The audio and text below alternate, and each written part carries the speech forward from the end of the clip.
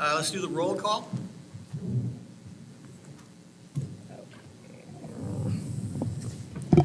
All right, I will go through this. Luke Cranston, he let us know he's going to be about 10 minutes late. Counselor Hook Here. is here virtually. Ralph Lewis, I'm virtually here too. okay. Counselor McDonald. Present. Julie McFerrin notified me she would not be able to be here this evening. Counselor Ort. Here. Counselor Patty. Present. Mayor Porter is not here yet. Counselor Quigley. Here. Tim Singh. Here. And Brent Walker. Here. All right. Okay. So, I would recognize a motion to accept the minutes, unless somebody has some issue with the minutes. That's her stuff. Chair Lewis. Yes. I would offer a motion for approval of the minutes from the May 2022 Budget Committee meeting as presented. There's been a motion and a second. Those in favor, will we do a voice count? We just raise our hands. How are we doing this? It's up to you. Well, being we have someone virtually, we probably should do a voice Okay. count. I'll run through my list again. Thank you. I'll get real good at this. All right. Counselor Hook? Yes. Sorry, we're going between one microphone tonight. Counselor Hook voted yes. Ralph Lewis? Chair? Oh, yes, yes. Okay. Counselor McDonald? Yes. Counselor Ort? Yes. Counselor Patty? Yes. Counselor Quigley? Yes. Tim Singh? Yes. And Brent Walker? Yes. All right, motion passes 8-0. Okay. So now I read this. Yes. All right. So Oregon Revised Statute 221.770 requires 2 public hearings to be held to hear from citizens regarding the use of state revenue sharing funds distributed to the city of Stayton. The purpose of this hearing is to hear public testimony on proposed uses of the funds. Before opening the public hearing, we will receive a staff report. Good evening, Budget Committee. The slide that you see up on the screen is the breakdown of the revenue that we are proposing for this fiscal year's budget. The portion of the cigarette tax is a 0.03 of the total revenue for the budget, and the liquor tax at 0.45, the state revenue sharing at 0.32, and the state gas tax at 1.93. All of those totaling at 2.73% of the total revenue budget of $30 million. And that is what we present before you. Okay, thank you. I will now open the public hearing. Did city staff receive any written testimony or request to testify virtually regarding the proposed uses of state revenue sharing funds? No, we did not. Is there anyone in the audience this evening who would like to provide testimony regarding proposed uses of state revenue sharing?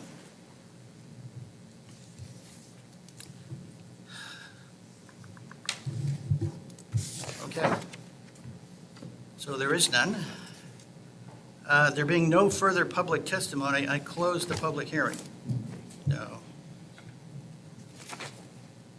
I do that now? Yep. So we move on to the next agenda item, which is, so we did that, budget review. Yes, and I am going to jump in here real quickly before Susanna takes over. I just briefly wanted to go over all the papers that were in front of you this evening. We are providing you with some corrected pages. The first page is, the first 2 corrections are on pages 1 and 3. I emailed this out to you and just wanted to briefly talk about it. Paragraph 4 of the first page, we did some clarifying language. We wanted to be sure it was crystal clear what is being proposed with the CPI adjustment for the utility bills. And additionally, on page 3, under council goals, there was error in including it included a sanitary sewer master plan, which was actually a sanitary sewer project that is identified in the wastewater master plan. The master plan was completed previously, so this is corrected to just show that in terms of the council goal, the water master plan is budgeted at a cost of $250,000 for this upcoming fiscal year.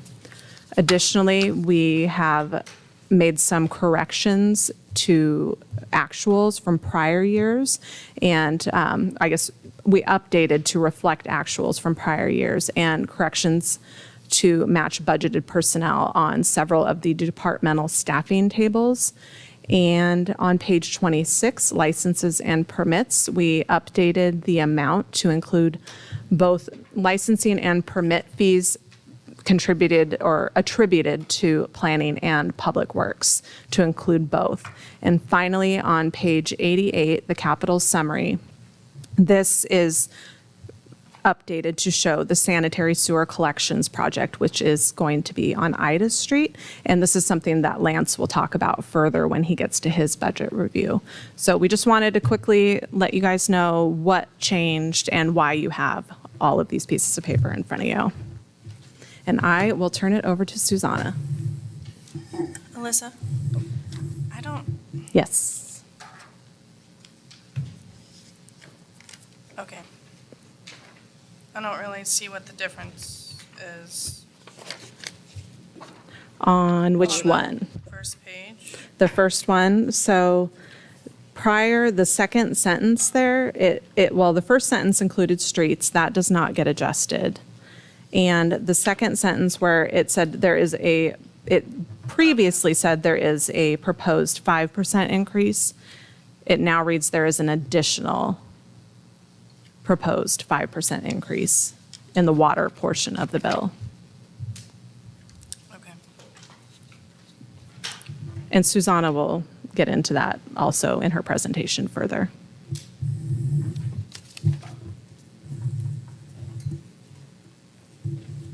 Any other questions on any of the changes before I get started?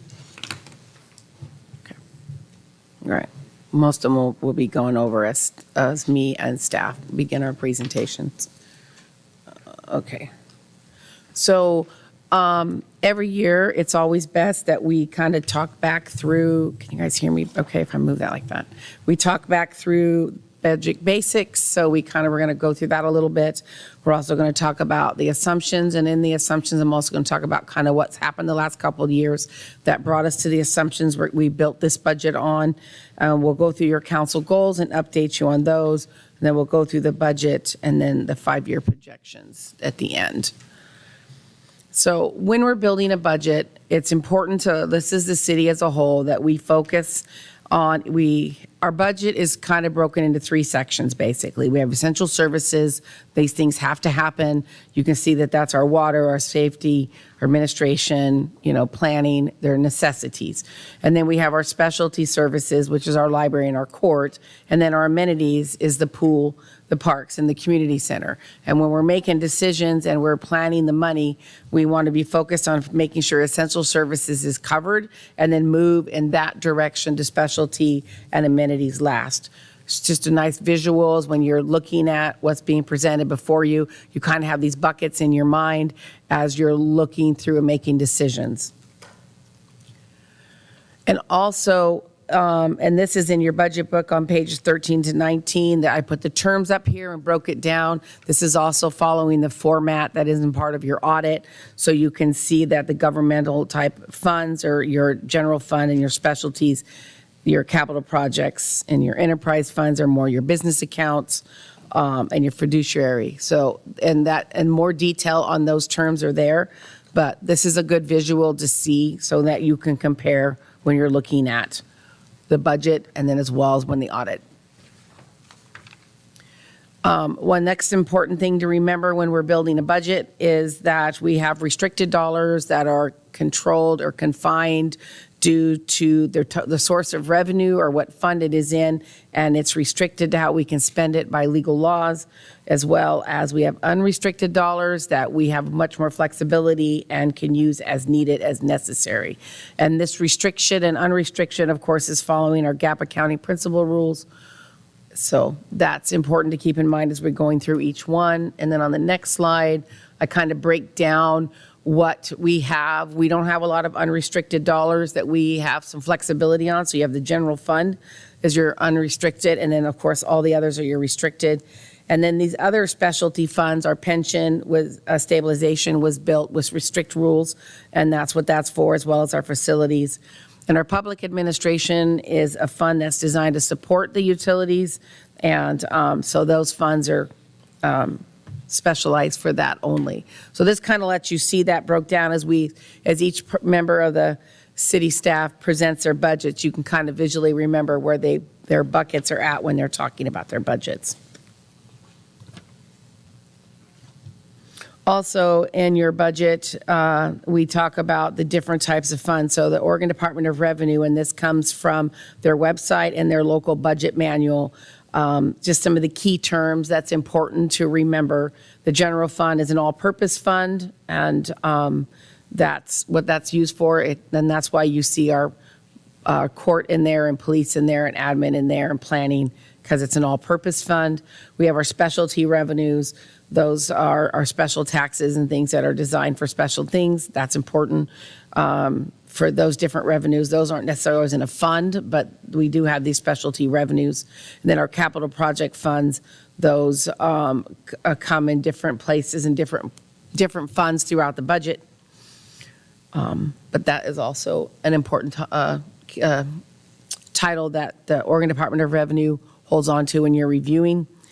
Your enterprise funds is all of our water, storm, and sewer. Those are all our enterprise funds, which is basically like a business. Those funds are supposed to generate enough revenue to be self-sustaining so that you are collecting revenues that's going to cover current projects as well as future. And then our inter-service funds is our public works admin that is designed to support and take care of the other funds. And all of these you can find in Oregon's local budget manual for these definitions, and we also have them in our budget book. Any questions on that? I know some of you are new. Okay. So when looking at building the budget assumptions, so we kind of want to back up a tiny bit. In FY21 was the start of COVID, and we built a budget with about a 20% decrease in all revenues, pretty much across the board. Some might have been a little less than 20, some may have been right at 20, some were at 10 or 15. But we just cut all the revenues and tightened down our projects and pretty much froze up all our capital projects, except for ones that were already in motion and would have cost more to stop them instead of letting them finish. And then the next fiscal year, which is the one we're wrapping up, we basically flatlined all of our revenue.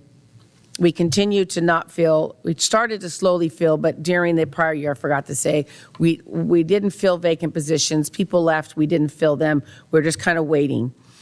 And then in 22, the one we're in now, we're slowly starting to put more staff in, but we still flatline the revenue. So whatever revenue we collected in the 21 year, we just took it across. So we did we did $2 million in property tax, we just took it across. Because we really weren't sure how long the pandemic was going to keep the economy frozen. So in those 2 fiscal years, our revenues have come in just about that or a little bit higher than we budgeted. So there's not been any growth. I can say that as staff, we came really close to what ended up happening.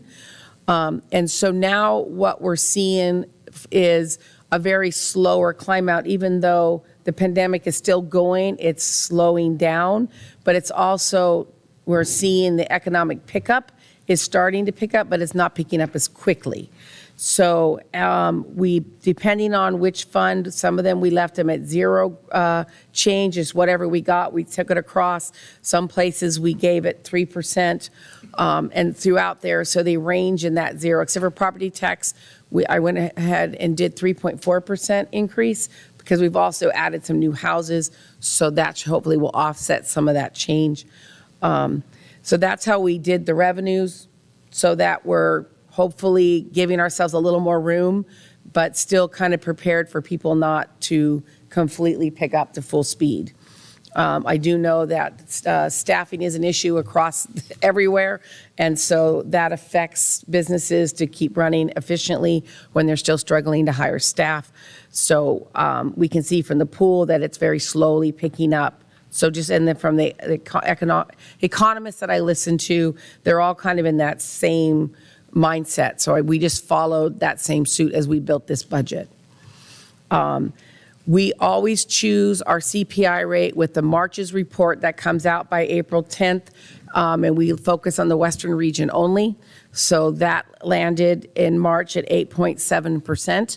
So that is the CPI rate that we are using. As for all of our gross, the water is the only one that gets a 13-ish% because it gets the 5 plus the 8.7 for the water utilities that was built. So we're just really focused this year is to get our staffing hired. I'll have some slides here in a few to kind of let you see what our vacancies have looked like over the last few years. But that's our priority, is to get them going and get our capital projects up and moving as we continue to closely watch and monitor what happens economically. So that's kind of the nutshell of where we're at for the assumptions we built this budget on today and where we've been. And I guess as we go forward too, it's important to say all of this effort that we have made to tighten things down and be prepared for worst case scenario. We do have larger beginning fund balances, which has also helped us in writing this budget to still keep moving forward with stuff. Because of that increased beginning fund balance and this higher CPI rate, we're able to still move forward with our projects. So just as a big picture, you can kind of see that's where we're at. And this year will tell us a lot for what we get to do going forward. Any questions on this part? Okay. So now we're going to walk through the council goals. So this one I broke it down this time because most of the goals that are left that we were able to work on have multiple years where we've done something. So on this one where your goal was market urban renewal, you can see in 21 what planning did, and we started the roundabout. In 22 we kept going, we finished more of the roundabout, and in this fiscal year planning is still moving forward with doing some of their stuff, and the roundabout project will be finished up. And Dan will speak to that when he gets to his turn, and Lance as well for the roundabout, but those are the two pieces that should wrap up that goal. The other goal that council provided for us was the facilities needs assessment. This has been a long process as well because COVID put freezes on it for us for a little bit. But in 1920, we started with phase 1. And then in 2021, we were able to complete some more of phase 1, not as much because of COVID. So it took this fiscal year where we just finished completing all of phase 1. For that original $95,000 that was budgeted to complete that phase. And we have now started the final pieces for this goal, which is the phase 2 and phase 3. We've started it, but we will complete it in this coming fiscal year that is budgeted for this one, for the fiscal 23 year. And that should complete all of that needs assessment once we complete this fiscal year. The emergency management was another goal that council put in there. So we've been doing stuff throughout the years. So the first year that it was inputted was in 1920, and we spent a little over $21,000 on technology and equipment, things that we needed for virtual communication with not between staff and council, but as well as the community in general. So that was a lot of technical stuff we got. And in 2021, we got the generator pole replaced in the back by the police department and changed the wiring out. We were supposed to do the generator that year as well, but due to, that's the wrong fiscal year. That should have said 21. That should have been, do we do it this year? No, next year. This fiscal year that we're currently in should have done the generator, but it is back ordered till October, so it'll get done in '23. And that generator will be replaced. That covers the police department as well as all of IT so that staff can remote in from wherever they're at to navigate anything if from different locations. So that's getting replaced. And this is a goal that the team continues to work on and will have future goals. At this point, we don't have any future ones, but they're looking at what they will come up with for the next fiscal year after this one we're going to approve. The other council goal was to complete master plans for sewer, water, stormwater, and parks master plans.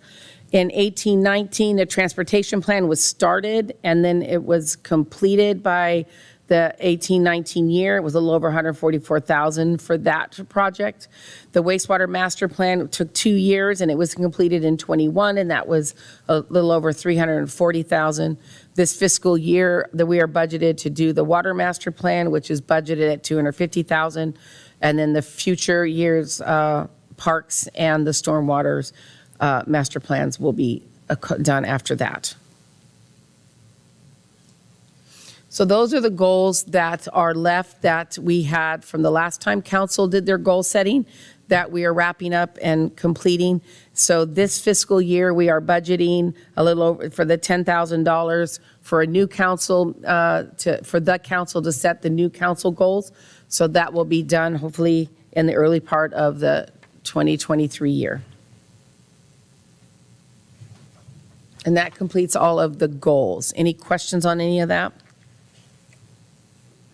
Okay. So on page 24 of your budget book is a big spreadsheet of all revenue and all expenditures for citywide. So these next couple slides is really looking at that data in a snapshot. The whole budget is 30 million. A big part of why it's 30 million is we still have additional ARPA money coming in. That's over 900,000. We've got some one-time HUD money coming in of 500,000. So there's a few things like that that's increased for our revenue to be higher because last year it was 26. The year before that, it was only 24 million. And we'll go into more of that as we get into the slides. And then our overall beginning fund balance is at 14 million. And we should end with this year at 12 million. And our expenditures minus the transfers that offset are about 18 million in expenses for this fiscal year. And that's citywide, all funds combined. That's why that page 24 is a really good big snapshot of showing you each fund, and then across the front is the types of expenditure, revenues and expenditures, and the side is the fund.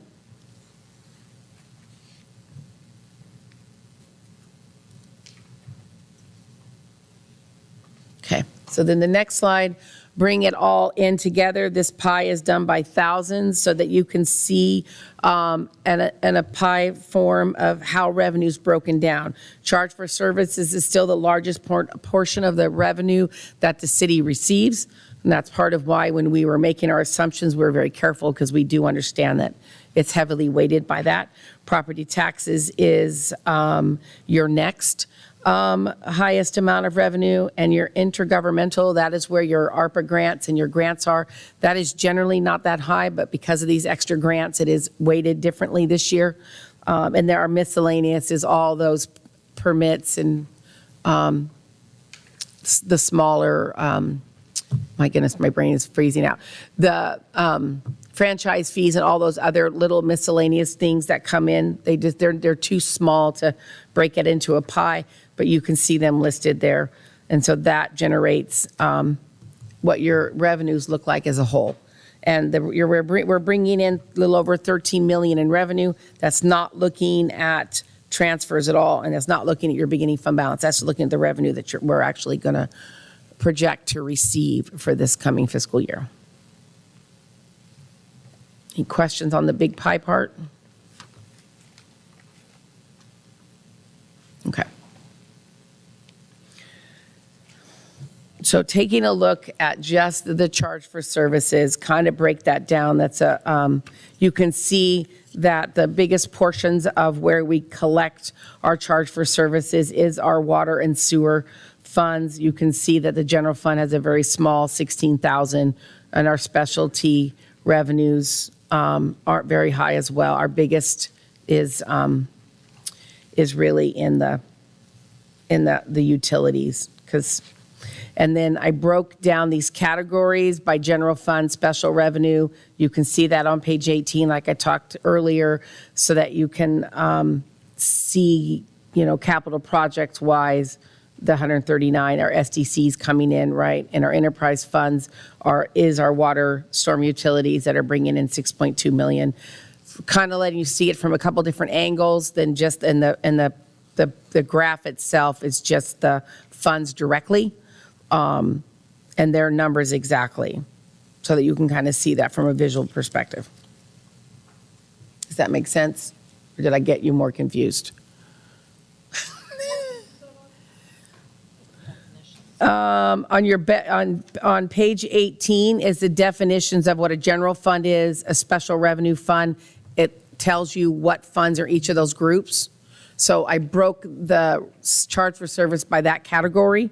But in the bar chart, those are the actual funds. That's just how much in each fund. So You don't have page 18? No. Oh, yes. Yeah, 18 is just the list of the funds. So if you look on 18, you'll see that, okay, borrow that for a second. It's your definition. So if you look on 18, you're going to see that your enterprise is your water SDC, your water funds. So that 6.2 million is all of those funds. That's what I was trying to explain. So, and your capital projects are going to be your parks SDCs and your street SDCs. But they're individually there before you, and but they're individually down there too. So you can see it two different ways. If that was more confusing, I will change it next year. Is that more? Okay, sorry. I don't have any extra glasses to let you borrow.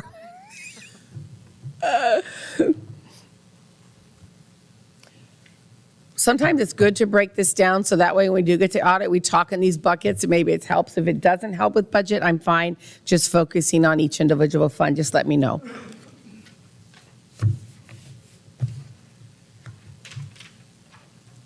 Yep.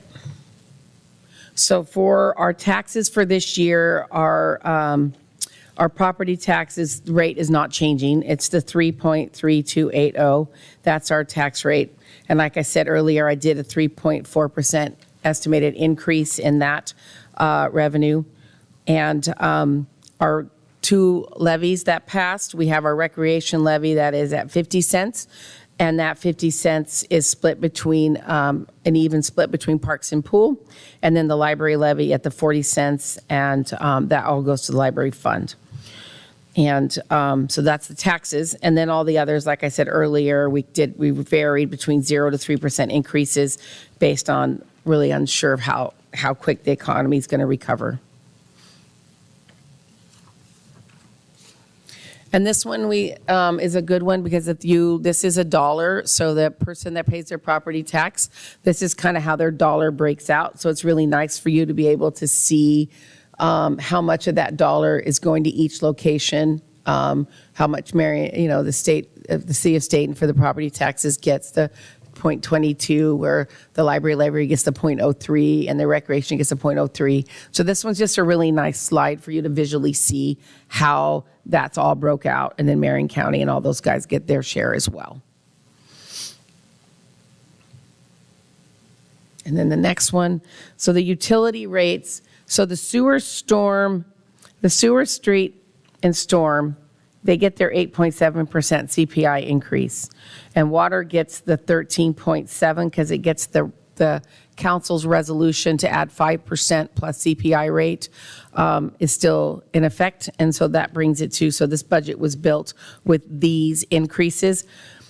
I didn't do an additional increase for growth, even though I know we have growth in the city because our population has gone up. But for uncertainty for collection rates, we just decided to do the CPI rate only increase and see how the year goes. And then the system, the SDC's rates for this year is at 8.9%.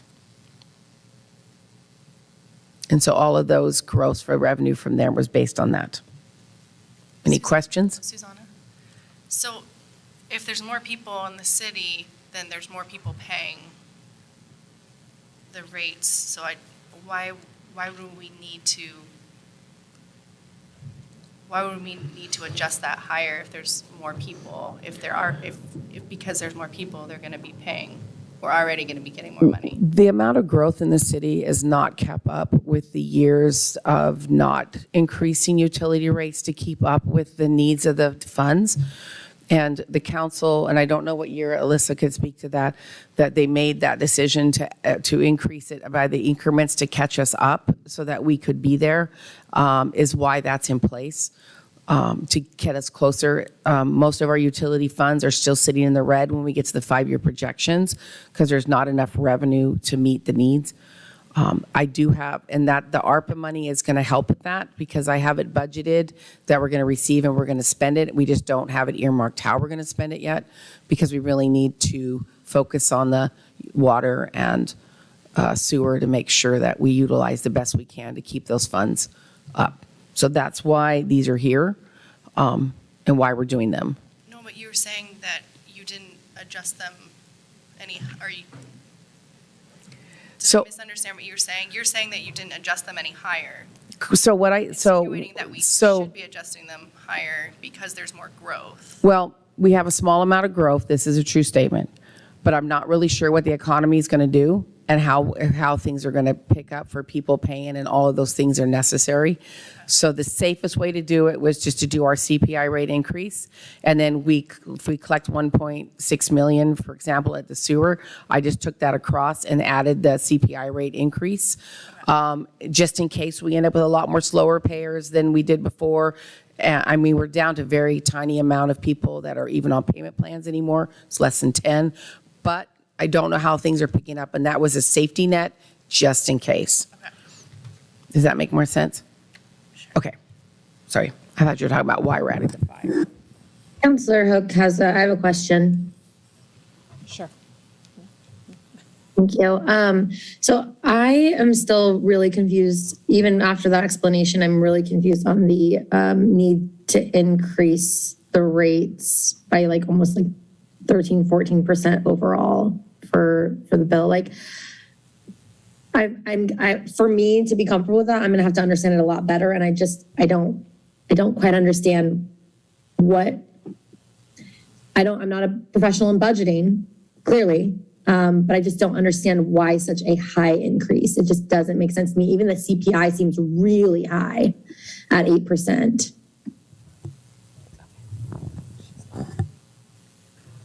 So I guess I'm asking for more clarification. How can I learn more?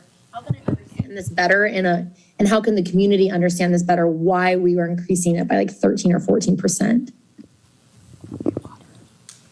Water. Only water is being increased by the 13.7%.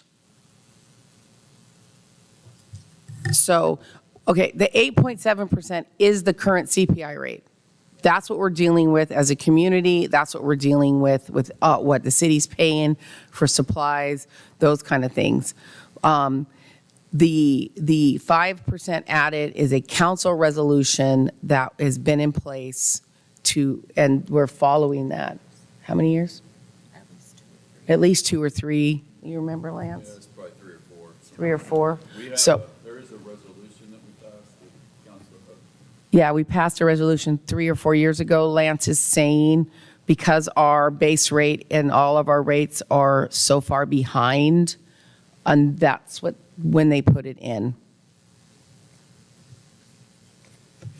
I understand that there's a resolution on it, but that's part of what the budget is it's a process of understanding it even more, going through and putting it into layman's terms so that everyone can understand better as to why we need to increase it by the 8% plus that additional 5%. That's what I'm really not understanding. If we buckled down and we did better last year, then why are we needing to increase it this year by so much? If we already did better in a lot of our other areas.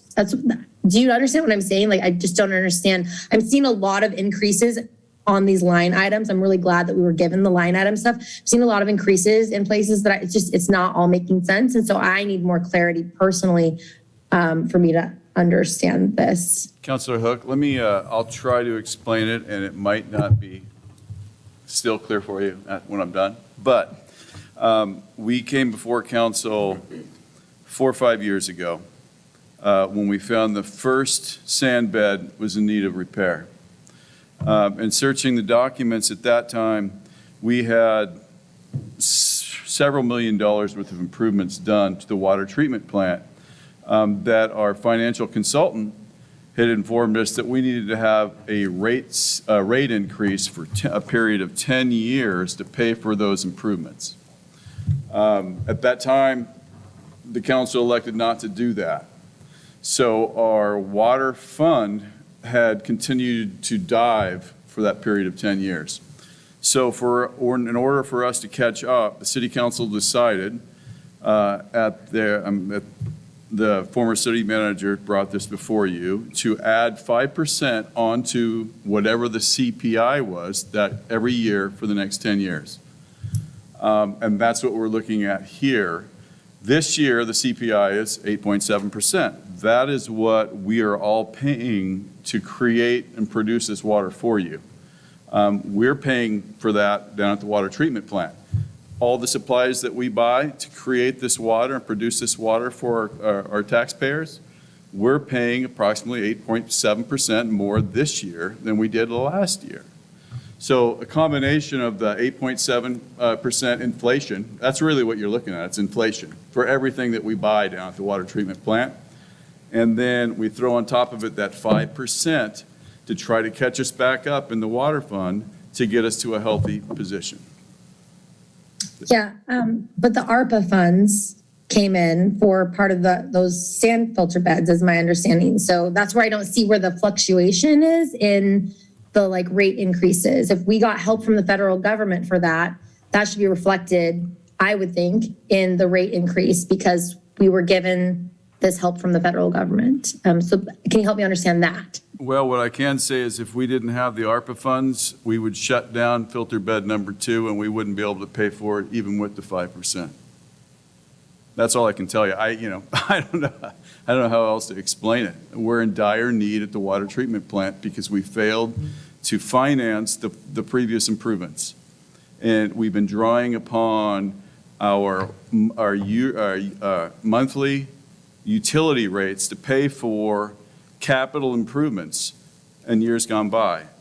And so we're trying to catch up, and that's what we're doing.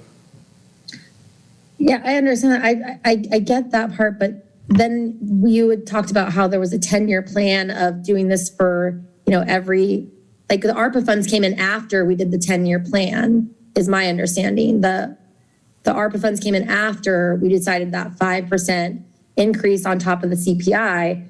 And so we would have planned for all of the beds needing to be replaced in that 10-year plan. So what I don't understand is why is that not taken into account with the ARPA funds that came in? Because if our plan was good, then why is there not a reflection in the rates? To me, it doesn't add up, and I'm failing to understand that. And I'm sorry that I'm failing to understand it, but I do need to understand that.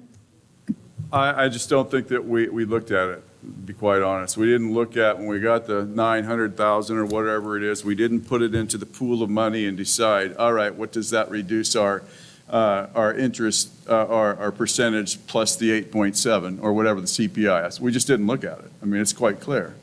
Had we took the lump sum of 900,000 and threw it into a pot of money and then figured out how much we need over that 10-year period, I don't know. What I do know is the resolution called for 5% plus whatever the CPI was. That's what would be increasing our rates every year. And Susanna, if you have anything to add to that, that's more than, I'm more than. Yeah, I'm going to add to that. The ARPA funds is only going to handle some capital projects. Lance is in the middle of doing the master plan because there is a lot of projects. If you go to the back of your book and you look at the 5-year projections, you're going to see that the water fund is still struggling. ARPA funds is not going to fix the water fund. And that's why the council, as Lance put it, the council had spread it out over 10 years, so it would be a smaller thing. And once Lance completes the water fund, it's going to increase what it actually needs, because Lance already has projects that are not even listed on that back page yet, because he wanted to get the priorities clear and which ones we would be doing. So you can see how jagged and unstable it is. So that's another big part of why we have to keep rates consistently keeping up with the needs. And there is also no more room for loans. Counselor, I just want to point out one more thing, and this might help understand this a little bit more clearly. When we had the improvements done at the water treatment plant back in whenever it was, 2012, our financial consultant recommended a 10% increase on above CPI every year for the next 10 years. Not 5, 10 years, 10%. Every year for 10 years to pay for those improvements. Well, that never was done.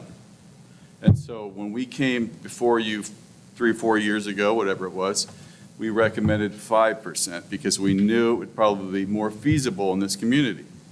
But again, when the improvements were done, it was recommended for a 10% increase to pay for those improvements, which is why the water fund is in the situation and the needs it is now, because we didn't finance it. We didn't support it. And so we're having to play catch up. That's all I have. Thank you. Can I make one point also? Yeah. This is Councilor McDonald. I think the other thing that we might be struggling with is that just the extraordinarily high CPI rate we're seeing right now. Typically in a normal environment, it's, 2.5%. And so it looks bad, but this is what, the CPI rate is based on cars and food and everything else that goes into the economy. And so it seems like a lot, but that's what it's going to take to keep that fund going. So I understand it. You go ahead, Mr. Mayor. Suzanne, it might help the community to know what year are we in this 10-year 5% extra? We think we're in year 3 to 4. We didn't look it up, but we're thinking it's somewhere in 3 to 4 years we're in. So we got another 6 Be a good idea. 6 or 7 years to go. We can bring that tomorrow. We'll pull that actual resolution and we'll leave a copy for each one of you tomorrow. Perfect, thank you. But that doesn't seem, based on what Lance is saying, like it's not enough and it's not going to be enough. So even if we do this for 10 years, it sounds like we're going to need to do it for longer. And that's why we're what doing it the rate sounds like. studies going to be done as well to help with that too. I can't get over the fact that if you spend, fund. that if you go away for a month, your bill is over $100 for water that you don't use. And I'm with Counselor Ord, I'm with Counselor Hookham.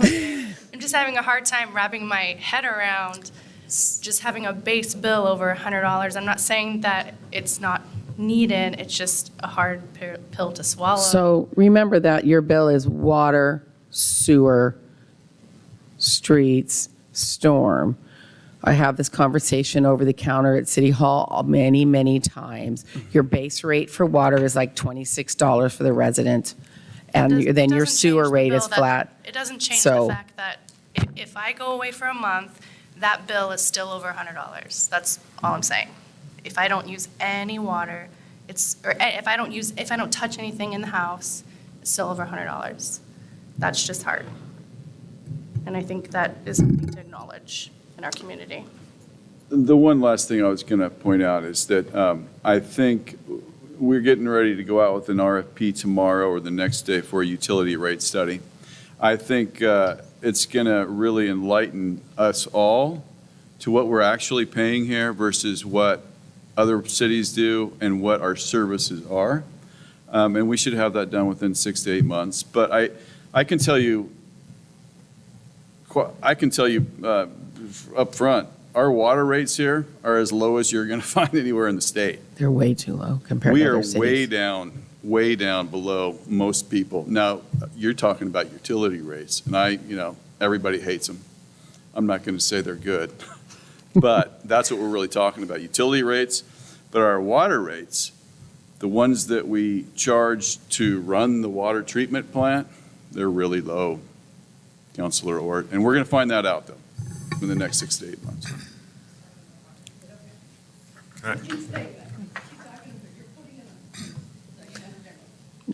And something Big else, water rates in Westland as well, so the base rate's probably a lot different. Because the base rate's like a lot different, like other smaller communities I've talked to, is like, we're like more than double, triple. One of them's 4 times more. So, yeah, the rate study will help a lot that we will get done in the next fiscal year. But also just to kind of add to the CPI rate issue that's going forward. So we should, this high CPI rate is projected to go through to 24. So even when we're looking at the 5-year projections, I did a 6% CPI rate for next year, anticipating that it's going to come somewhere in there, and then within a couple years, it'll start to come back down to its normal 2-ish, because normally your CPI rate in a good normal is 2-ish, 2.5% increase on a yearly basis. So that's mostly what you see. This is an anomaly because of COVID and supply line issues. It's driving it up, and it's going to take through 23 to start seeing that come back down. So just so you guys have that in your mind as well as you're looking through your 5-year projection pages, that we're holding on to that too as we're planning ahead. I was going to say one thing, if I could. So the rate study that Lance just alluded to, I can tell you that I've reviewed some of those rate studies over the 10 years that I was on the council, and every single time that rate study came before us, we, from a water perspective, were always the lowest compared to all of the other agencies or the cities that we're compared to, by a long shot. And at the time, it was always recommended that the council consider increasing to build the fund up. And we didn't have an appetite for it because of the community concerns. And today, at the 5%, as Lance said, it's still not there. It's because we kept kicking can down the road. Hate to say it, but that's the way it was back then. So it's inevitable at this point. It sucks, pardon my language, that the inflation factors in there, but without that 5%, I don't know how we provide water to the community. It's even just a bare minimum start to get the fund going again so we can sustain it. I have a question, Chair Lewis. Thank you so much. Susanna, as far as our base water rate, I think you stated the number already. Could you just state it again real quickly for me? The base rate for water is just over $26.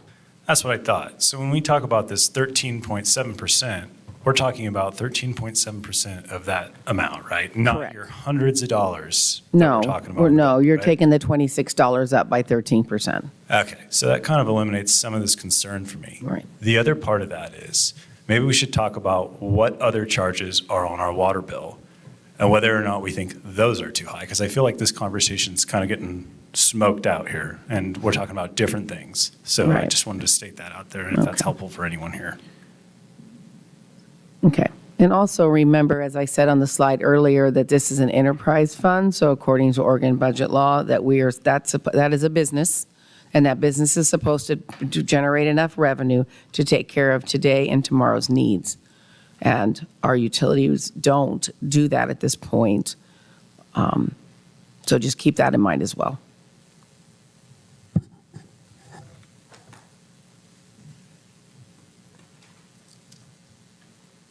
Okay. Okay, so the city as a whole for expenditures, the same thing on that page that I said earlier. This is the bottom half of that chart. You can see that that our personnel is at 36% of the entire expenditures that we're spending, not looking at transfers. And our materials and services, 35. We're doing, and 22% of that is capital projects. And then our debt service is 7%. Any questions on that pie? Okay. So then, one of the things that was asked is to go through personnel. So this is in your budget book as well. This is the history of the budgeted numbers for each one of the funds for the 19, 20, 21, and the current year, and then what we're proposing for the FTE to be in the current budget that we're sitting here talking about tonight. The increase is a little over 1 FTE, and most of that is based on the increases that you see per fund, but also that the pool is reduced down to 3 at this point for the staffing that we need for the amount of people coming to the pool. So that's the snapshot as a whole, that what you're looking at and what we're budgeting for this year. Now, on the next slide, I'm comparing what we actually budgeted against to what actually was filled during that fiscal year. I left the police department out of this piece because he will talk about that when it's his turn. So this is looking at the general fund for planning and court that has positions in it. And you can see, where's my picture? You can see that admin has been running about a half a person shy for even before COVID. And then you can see during the peak of COVID that we were only running 5.5 and we needed 6.6. And we still are in the 5.2 currently. It's important to understand that when City Hall has not changed its staffing in more than 20 years, even though we've seen growth. When I came here 3 years ago, we talked about how the admin fund was short staffing.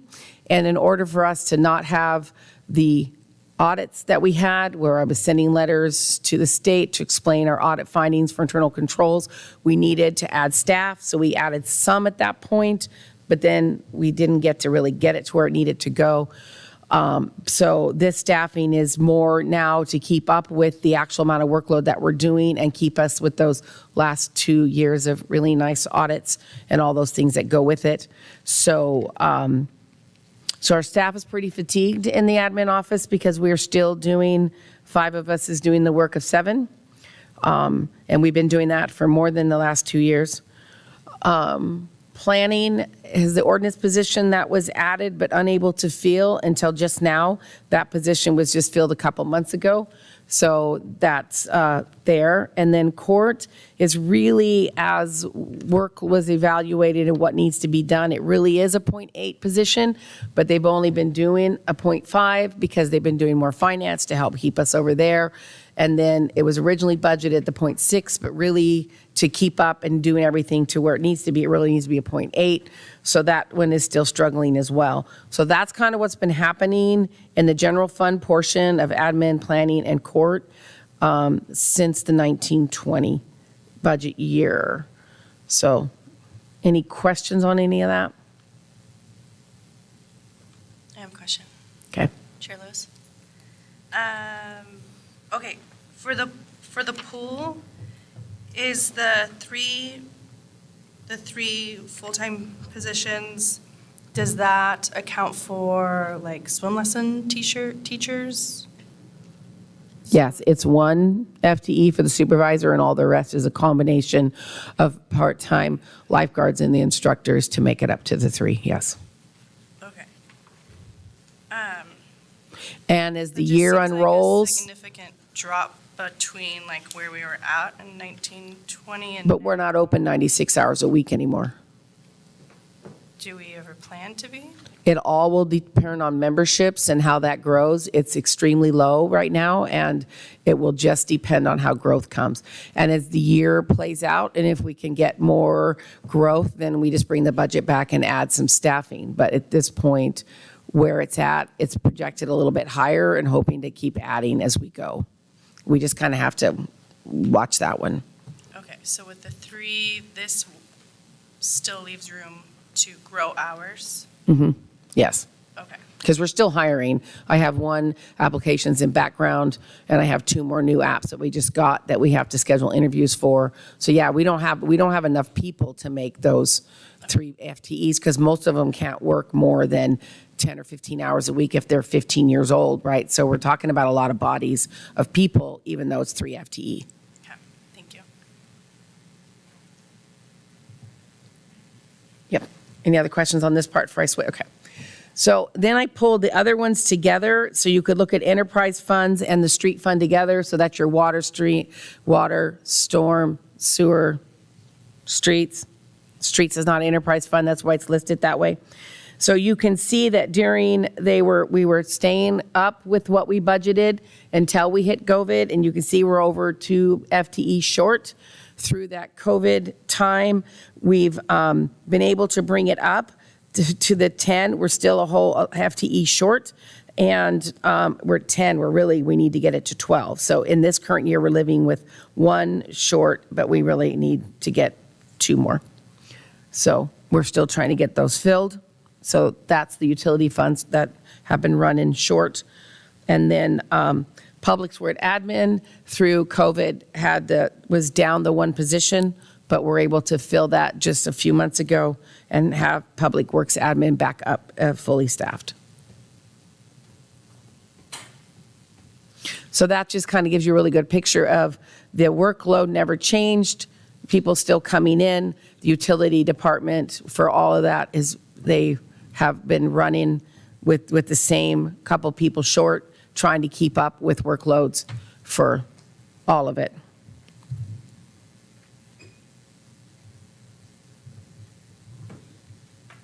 Okay. There is no new debt this fiscal year, so we're not adding anything there. And the capital projects in your budget book, and I forgot what page it's toward, but it's also on the changes. I think it's on the back. Where is it? I forgot to add that. It's page 87, gives you the details, but there's you a nice visual of each and every fund and what those capital projects are. But there is the $3.5 million that we have budgeted for this fiscal year for capital projects.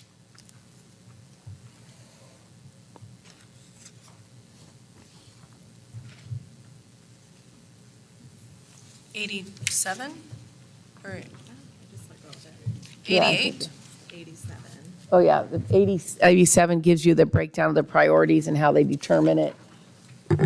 And then 88 and 89 is the whole list of each and every fund and exactly what's being done on each one and what priority it is. Thank you. Yeah, each member of the team back here will go into more detail when they get into the projects. The general fund, since that's ours, that capital project is the emergency management for the generator, and then doing some remodeling and some work we need to do to the City Hall building, and the repair to the wall.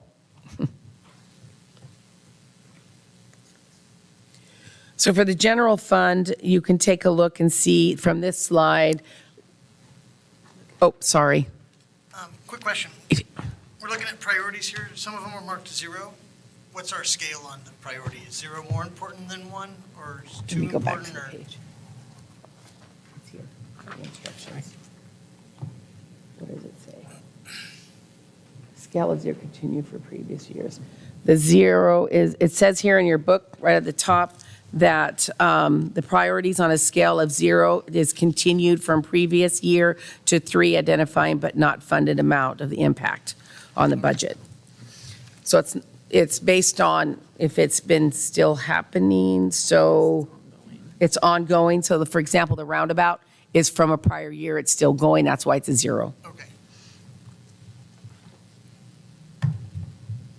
Have to go look myself to make sure I say it right. Any other questions before I go forward? Okay, I did have a question. So you said the City Hall lobby remodel you said that is part of the wall? No, it's the generator and the remodel, and then we do have to do the wall, but I think that That's under facilities. It's in the facilities. The repair to the wall is the facility.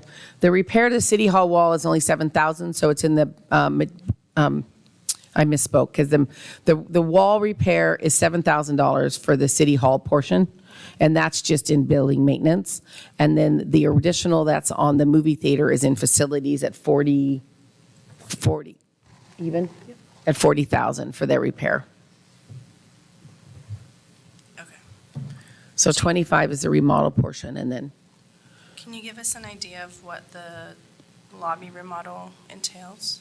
so the front lobby is always been an issue for being so open and exposed for people coming in, and just for having staff to be in a more workable space.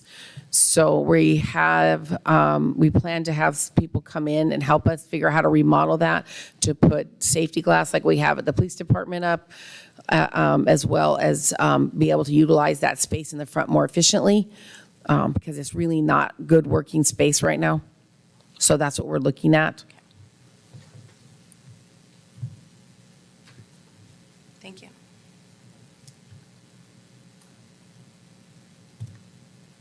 Any other questions on the capital projects?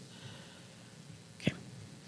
So when you take a look at the revenue just for the general fund portion only, your chart here is showing you the taxes, it's showing you our charge for service, the intergovernmental, that's where the revenue is sitting from the grants and the ARPA funds that bring it up higher than normal. And so those are one-time money, and those miscellaneous make up all those little interest rates and the finances. And if you look on that same page 29, it gives you all the details of what breaks the miscellaneous up as well as intergovernmental. So that's kind of what your revenue looks like out of the 5 million that the general fund is expected to receive.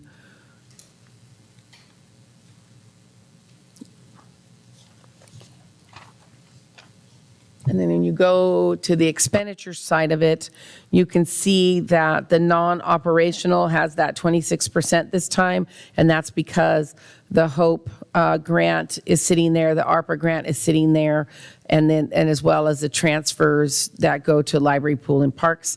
All of that sits in your non-operational expenses. And then the police spends 43% of the general fund revenue, and the miscellaneous is the 9%. And then council and admin together do 22%. So your 9% is your court, is your community center, is planning, and streetlights.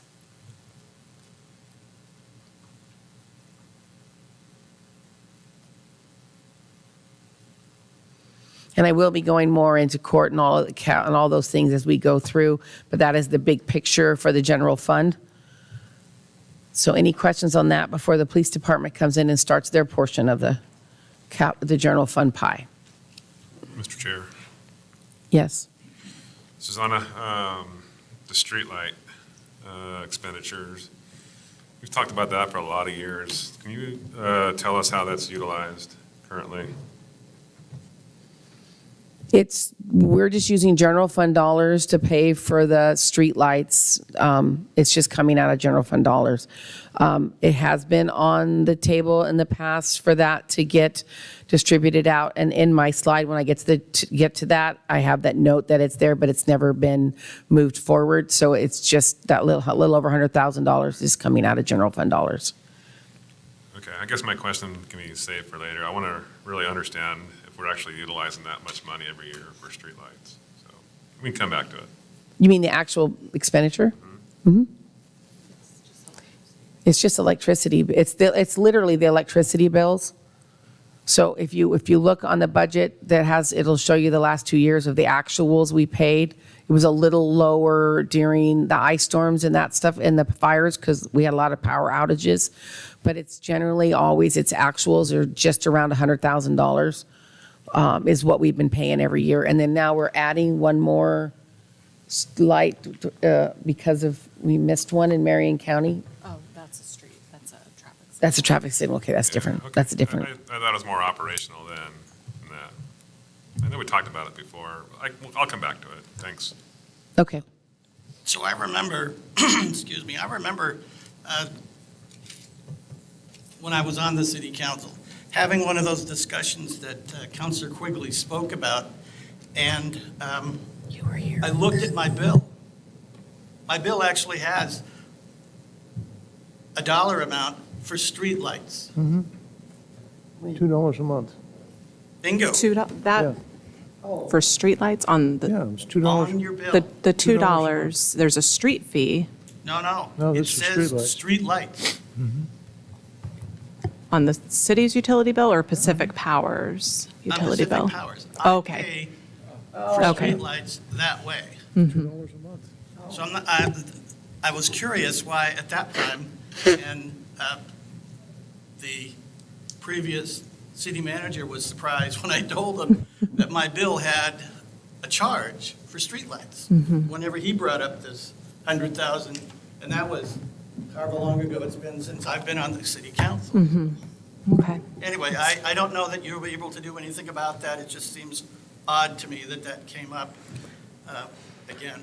Well, it'll be an interesting question. We are going to be renegotiating our franchise contract with Pacific Power coming up here, so definitely be a good question to raise and ask for an explanation.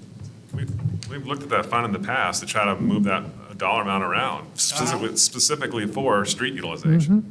So that's why I Yeah. brought it up. No, that's good to know, and like I said, we're just about to embark on those negotiations, so definitely something to look at and inquire about. I have a quick question.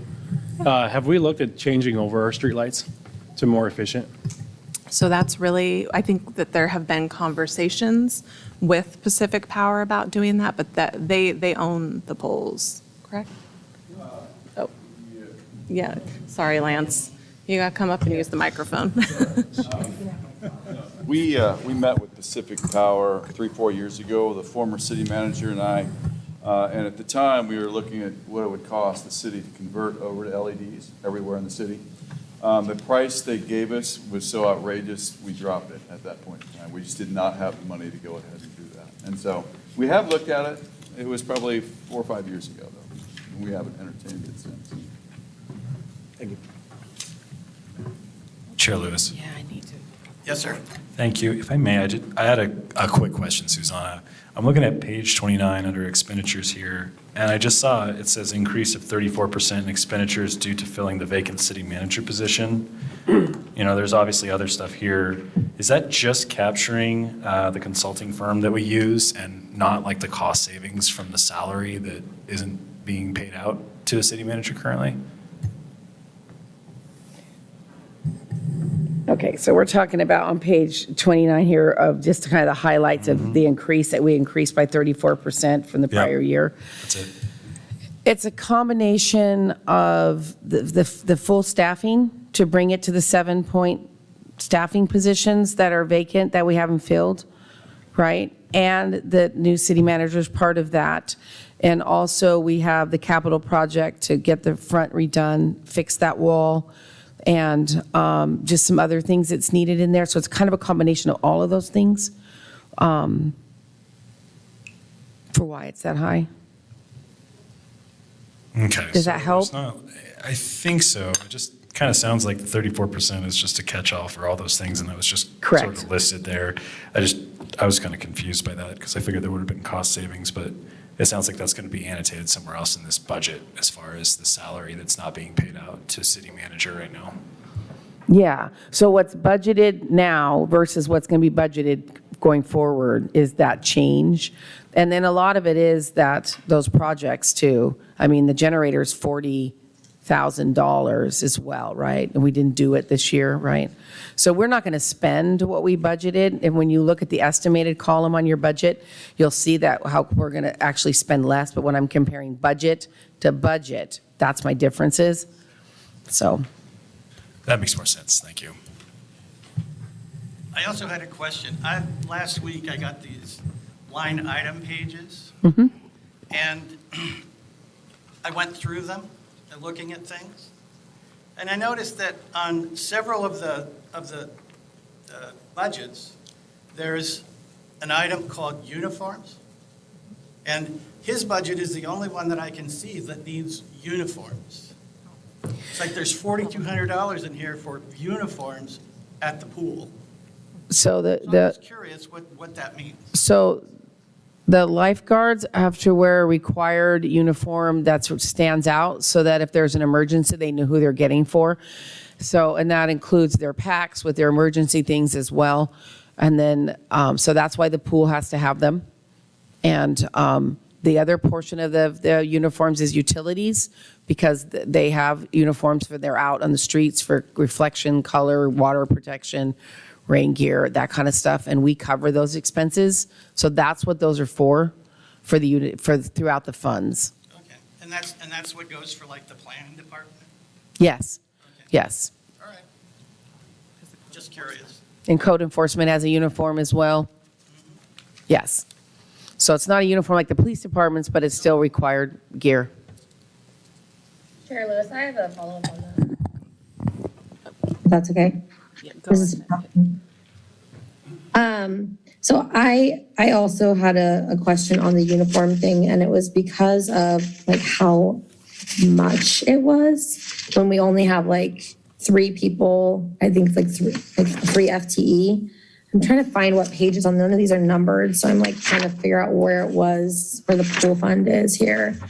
But I was curious about the uniforms because some of these budget like line items, I'm looking back at pre-COVID and I understand there's inflation, right? But some of these things are like doubling, sometimes tripling on these line items from pre-COVID prices. And so I think that's where I'm on these line items where I'm struggling. I really cannot find the pool and I don't know why. I can't find the pool now because I just had it. Having page numbers on here would be awesome. The pool fund's on page 53, Counselor. No, the line item. Here we go. Okay.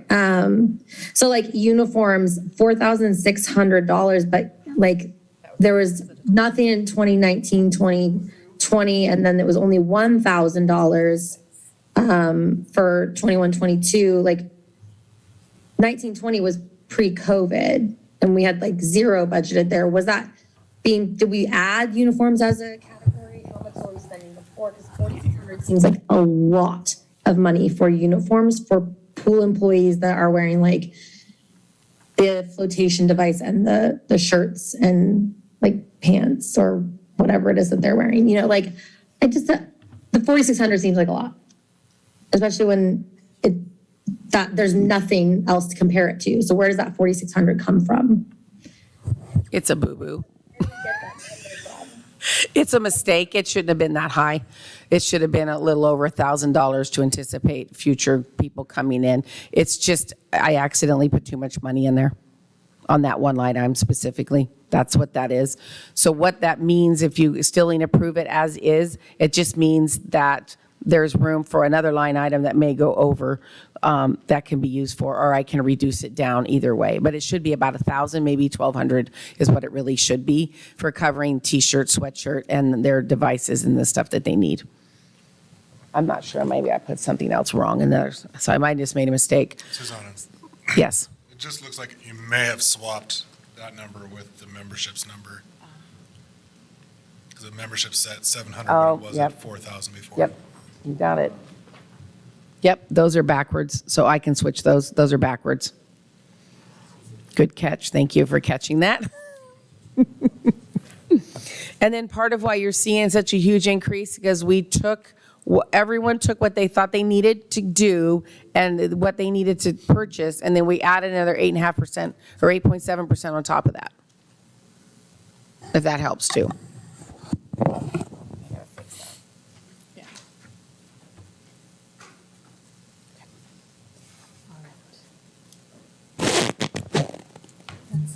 I'm up. How's everybody this evening? So we'll go ahead. Yeah, go ahead. Next slide.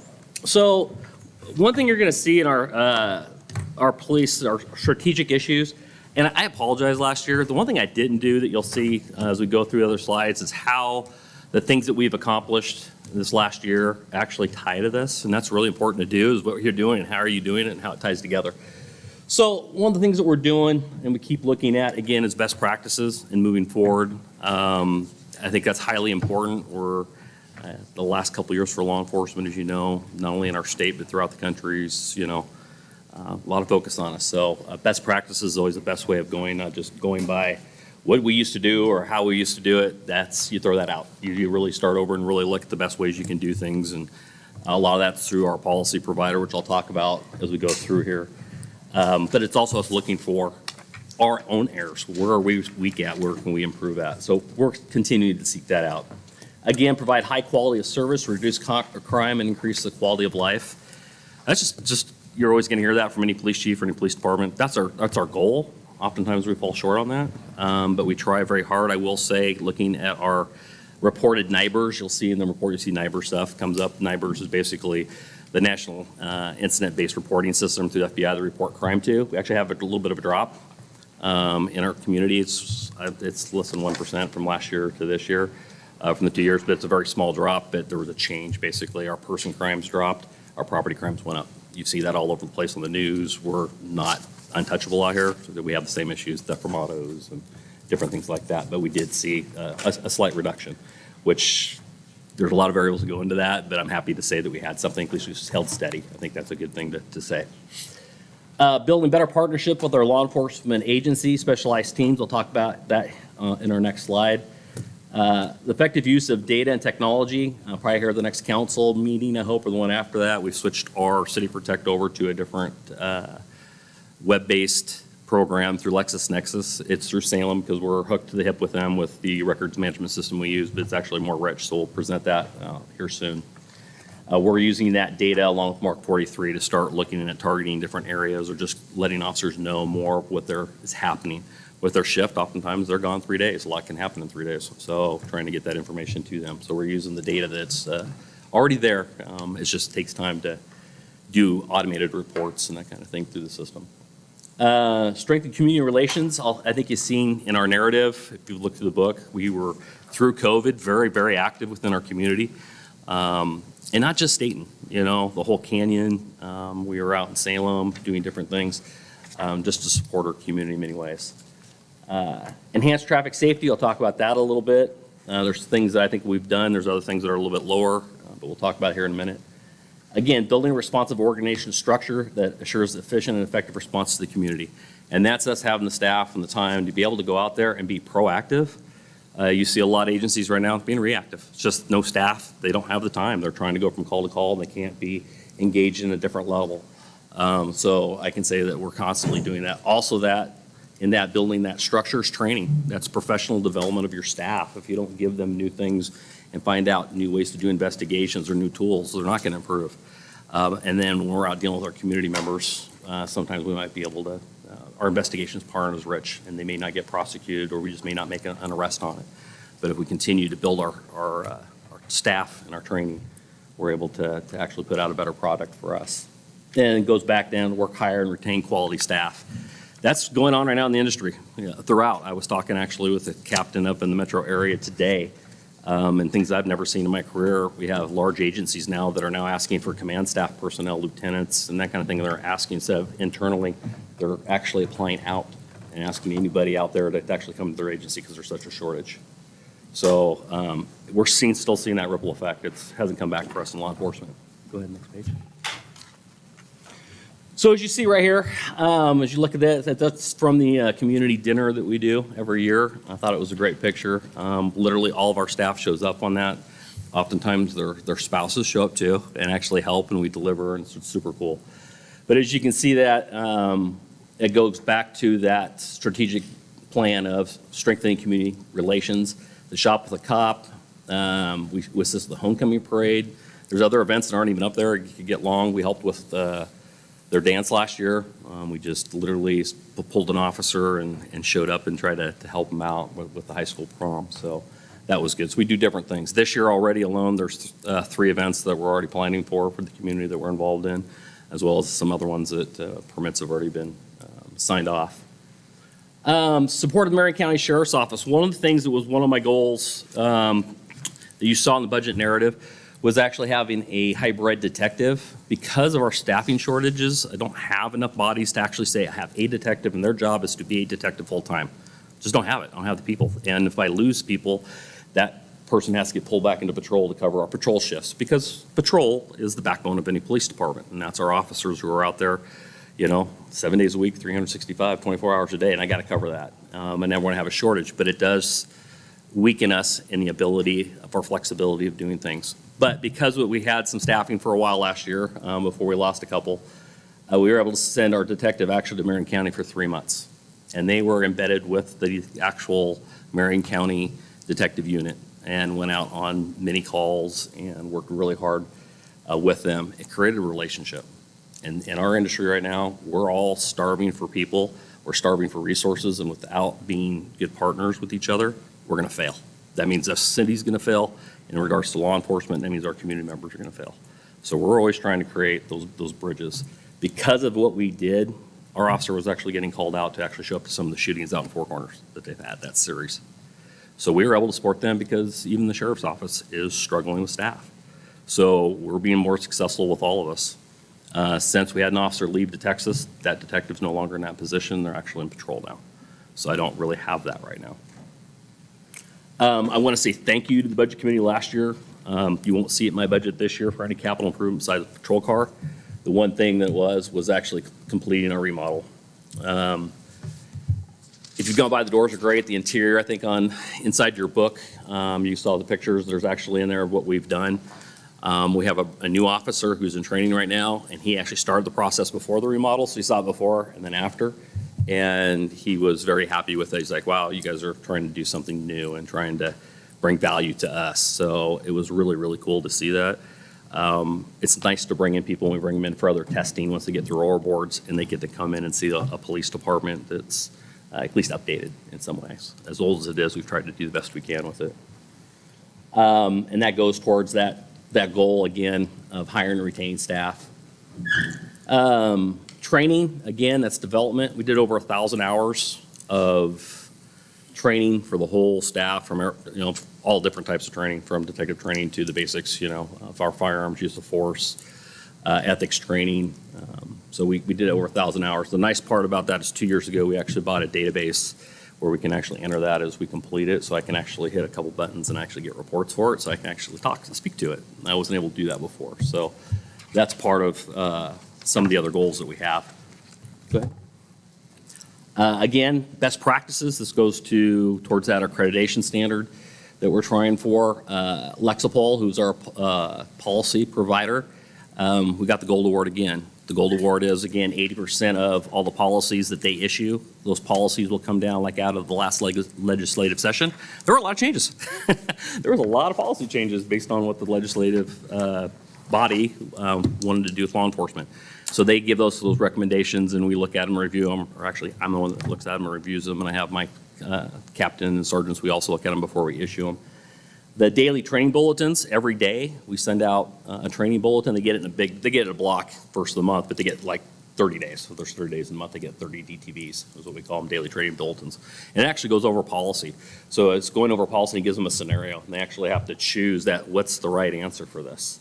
So what it is, it's reinforcing policy, it's reinforcing practices, it's reinforcing, if you come into our office, our core goals. It fits everything and starts creating a really enhanced environment. They understand that. It's been there before with the DTBs, but we were making sure they're getting completed. And without that, we wouldn't get the award. This is the second year in the year that we've done that. So we've gotten that award. So we're happy with that. I know FTEs and the conversation we're having, we're actually right now, I'm happy to say, I actually have 13 police officers. Now, 3 of them aren't certified on the road or anything else. There's 3 of them that are actually in training right now. But we're there. So we actually have those staff members here. We are training. The academy, after the director left here recently, there's been some change and they've added some academy classes for us, which is a great thing throughout the state. So instead of training my newest hire in November right now, get them in the academy in September. So that's going to help us get certified police officers eventually on the street. You've heard me talk about in council, but it takes us well over a year to go from basically bringing somebody in, or just even the testing, and then all the way through their field training until they're actually on the shift. And then you still have development, right? None of us were, as soon as we got done with our first year of a job, went, I know it all, right? I've got 30-some years in this, and I'm constantly learning something new all the time. Somebody's teaching me something. So it's constant. So to have that functional police officer at a higher level takes a while. It takes 3 to 5 years of getting experience before they're really, really there. Our police department's going to be very young. Here in the next couple of years, 5 of our police officers will be under 3 years of service. That's young. So, but we're hiring very good quality people, so bless you. Again, so on that, that was great. We are looking at 14th. Right now, I don't know if I'm going to have anybody with the pool sort of dried up. It's just one of those things that happens. That's to overhire. I've already had an announcement from one of my sergeants. They will be retiring in December, so I'm trying to be proactive because I'll drop an FTE and get them trained up. So that way I don't have less of a lag time in between, because we'll probably have to promote somebody within to a sergeant's role when that person leaves. So we have some other training and movement within the agency to help them out. Increased community traffic saved by adding DUI grant. We have done that. I will say our staff's getting really good at it. I'm glad that we're getting it. We've already arrested 36 DUIs this year. We arrested, I think, 47 for the whole year last year. So we're at pace to double it, if not more. Part of that is training, experience, and support. So go ahead. Chair Lewis. Thank you, Chief. I was just curious, what does SYP stand for? It's on the bottom point there. Oh, it's Stayton Police. That's just the code that we use for, sorry, I didn't even think about it. It was police jargon, shouldn't have done it. That's our 3-digit code for Stayton Police. That's what that is, so, what we use, so. So the DUIs has been, you know what I mean? I guess it tells you that there's a lot of them going around if we get that many. That's, that tells you there's a lot of folks driving around. Making 36 arrests means we're making our streets safer for our public. I wish it wasn't so many. I wish we weren't finding that many, but that's the reality of it all. They're doing a very good job. One of our officers just got accepted to the drug recognition school. This is a pretty big deal. It's a 2-week course that they take. If they pass, they come back a month later and they do 2 weeks of actually testing people. So they go out and go to hospitals or whatever and find out what type of depressants or intoxicants or stimulants they're on, so they can do that. It's actually a really big thing. There's not that many in our region right now. So it'll be a definite asset, not only to Stayton Police Department, but to our fellow agencies throughout. So hopefully he will be successful in his endeavors. It's definitely a hard course, but to get there, you actually have to have quite a few arrests. You have to have recommendations from other DREs.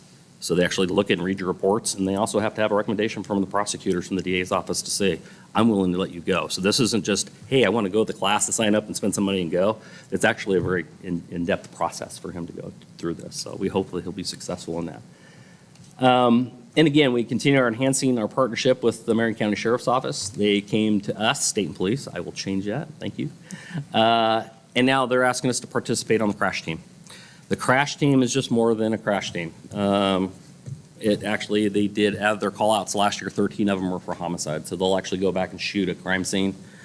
What this does is enhances our department, our officers' skill set. It also gives them something a little different, and that's always a good thing too, to retain people, is to give them other assignments. Obviously, they have to earn it. But they actually get other assignments, which keeps them engaged in the agency, keeps them engaged in the city, and makes us better. It really does.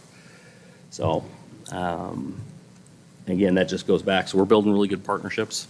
It's important for us to do that. Anything else? Is that it? Oh, yeah, I got a bunch more. You're not done. So these are our challenges and our opportunities. With COVID sort of lifting, it's going to help us a little bit. There's some new things. We're getting more people in the door, more questions, because people are, we're scared. We're looking at trying to bring on this security camera video sharing program. Medical Alert Take Me Home project. The Take Me Home project, actually, I'll probably have that out here to council hopefully in the next month. There's other people I have to ask because we want to make sure our website is up to date when we do that. But it's a really nice program that gives us extra data on people who are do walk away from homes and that kind of stuff. So it gives us a little more information to actually be able to get current photos of them in a database so we can look for them, where they like to go, that kind of thing. So we can actually, instead of searching everywhere, we can start focusing our resources depending on how they operate. Again, increase the community presence of partnering, hosting community events. We're involved in that. Part of Summerfest right now, I'm working with Marion County Emergency Management, which is part of Public Works, as well as the local fire department. And we're going to try to do during Summerfest is actually have a display, an emergency management display.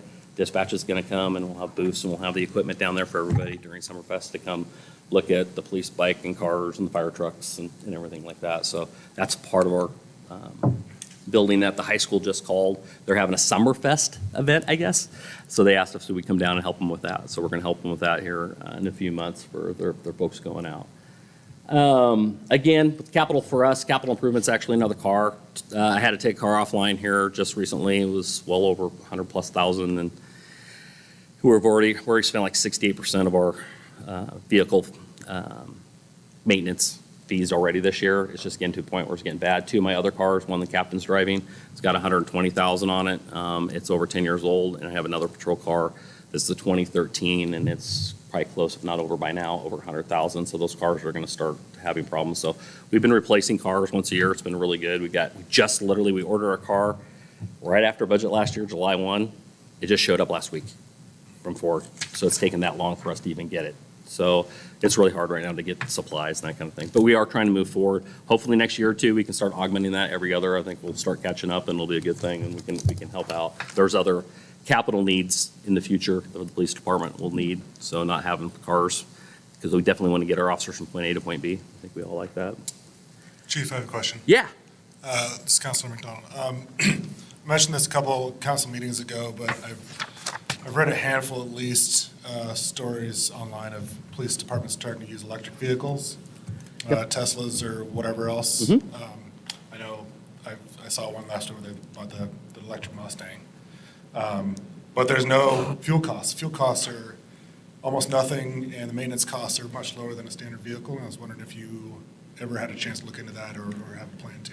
I haven't yet, but I will tell you two of our cars, the last one I bought and this one are actually a dual hybrid. So we actually are using it and we're showing about 8 miles to 8 to 9 in town more. So I'm already actually moving over to a hybrid vehicle or a mixture thereof because I haven't seen, I'll have to do more research on it. I haven't seen like a really solid electric car for a police vehicle yet that's out there. It's coming, obviously, but we're using hybrids. Like I said, I've seen at least half a dozen stories of different cities all over the country that bought one and decided that they saved them thousands and thousands of dollars. Right. The thousands of dollars is great for a car, depending on the car, because you also have to look at our holding area in the back. Is that going to be adequate for the car, plus then outfitting it?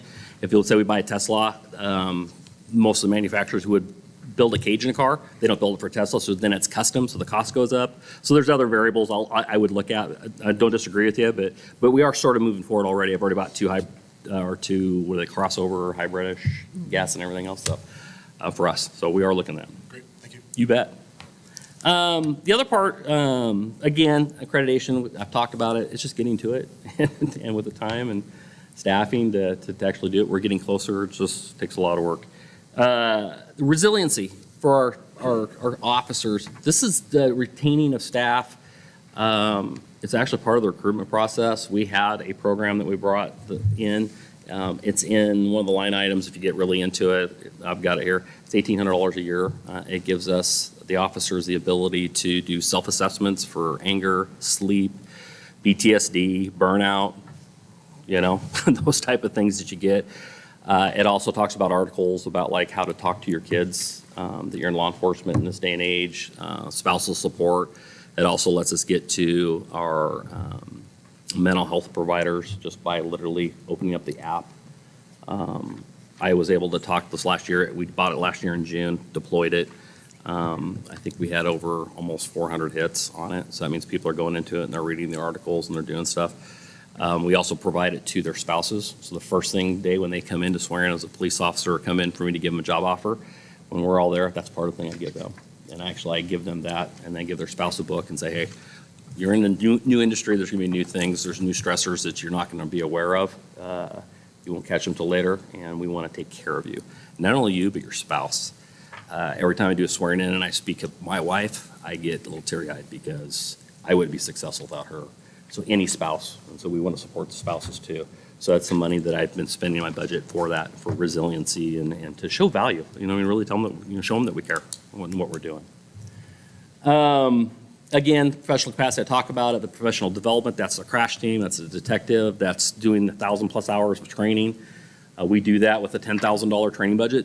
We try to do the best we can with it. We try to get free classes, and officers actually oftentimes will trade time for us, so it's not hurting the budget and extra cash, so make sure they go. So it's definitely something that we're doing.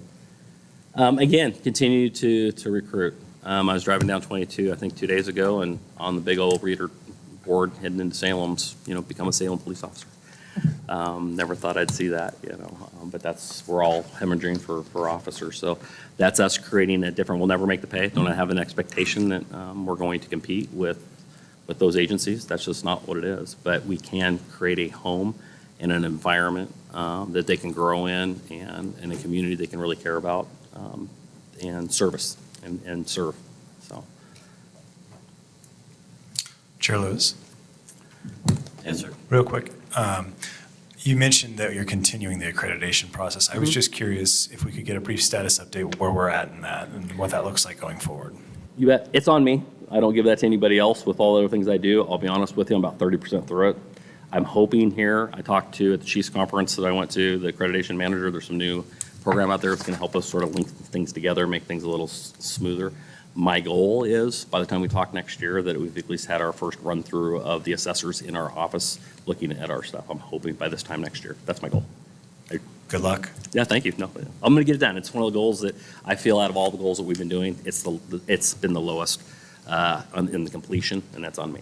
I'll take full accountability for that responsibility. I think we're going to let that go with everything going on with your department. I mean, trying to staff everything. Don't take that as me getting on you. I was just curious where we're at. So thank you so much for providing an update. No, I expect it. Thank you for asking. Chair Lewis, this is Councilor Hook. I have a question, Chief, about, you had mentioned that you have 13 officers, and I'm looking at the 2021-22 budget. Does that mean 1 police chief, 1 police captain, 2 sergeants, 8 police officers, and a record clerk? Because one of those positions of police officers was being used for funding for pension stabilization fund. And so I would think that that wouldn't be filled already because we haven't approved that. So I'm curious. I'm curious where that 13th officer is, or if the records clerk is being included as one of those 13. So I guess your question is, I didn't come to council for an increase in the FTE because it was in the PERS stabilization fund? Yes, I'm wondering if that has been filled without us saying that, I'm confused where the 13 comes from. Well, 13's always been there. So it's just that one was doing the stabilization fund. Myself and Suzanne talked about this. Oh, sorry, I had my mic off, so could you hear me through that? Yeah, I could hear you. I just know that when we approved it as a budget committee, we approved it with that knowledge that it was being used for the pension stabilization fund and that we would come back the next year and talk about what we would do with that money. And that was really clear in our meeting.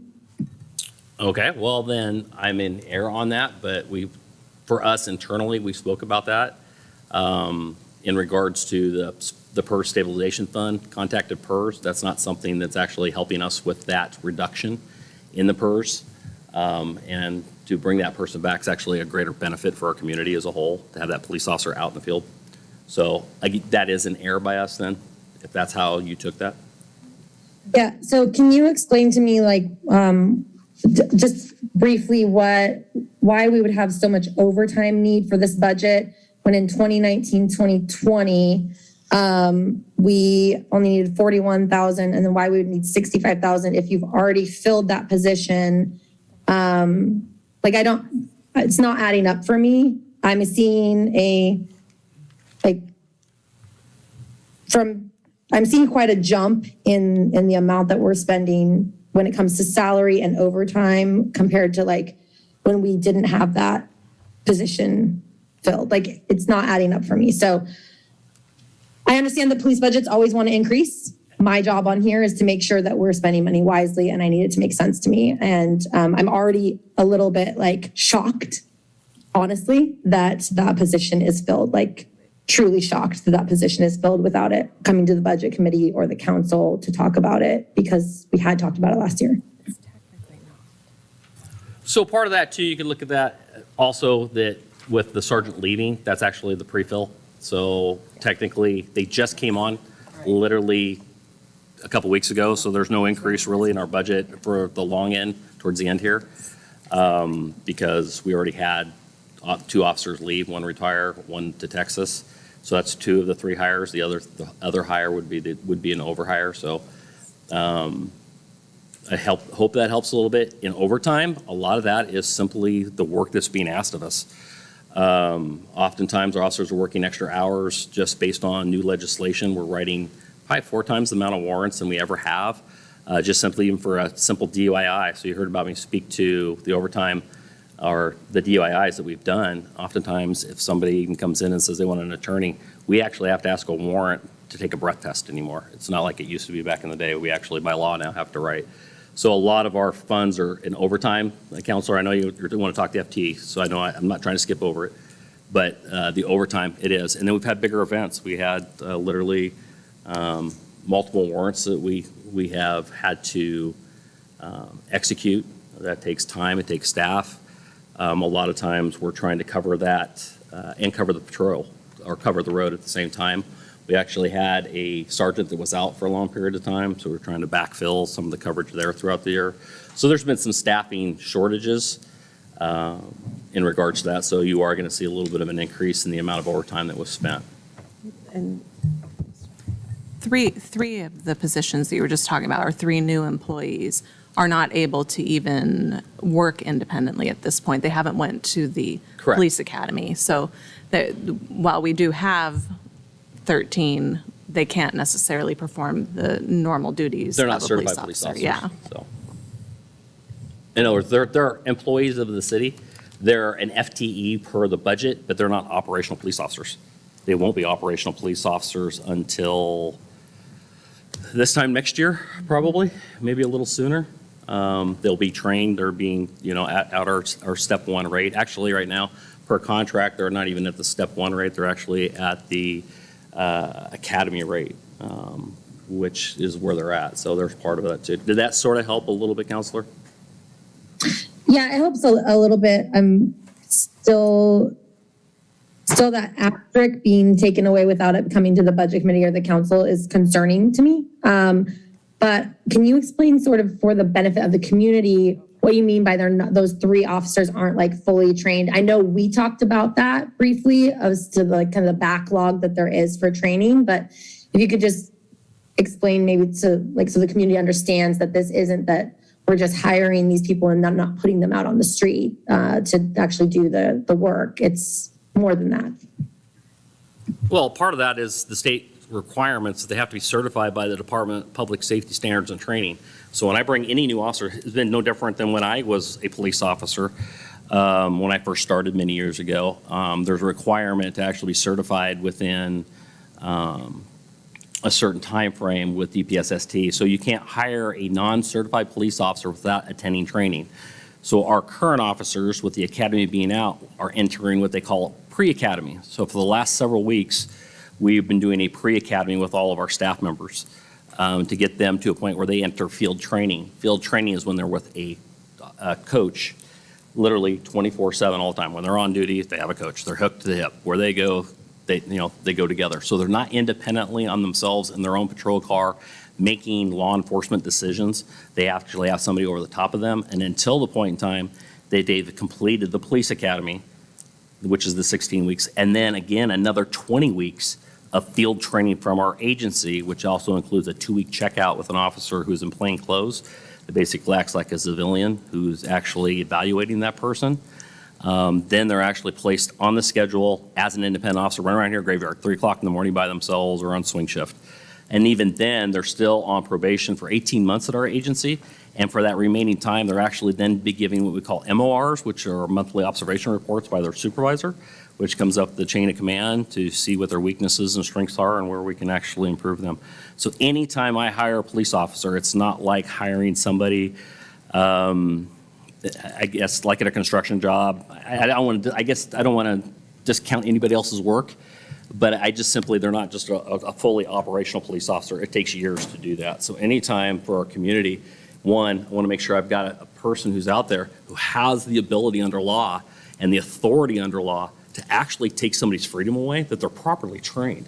If they're not properly trained and we haven't done all that, they're placing them at risk, they're putting the community at risk, and they're putting us in liability as the city council, me as the chief, and that's not something we're going to do. So oftentimes, those police officers are, and it could be extended. Officer Munoz, he literally, his first day full by himself is today. He's on duty right now. He just got done.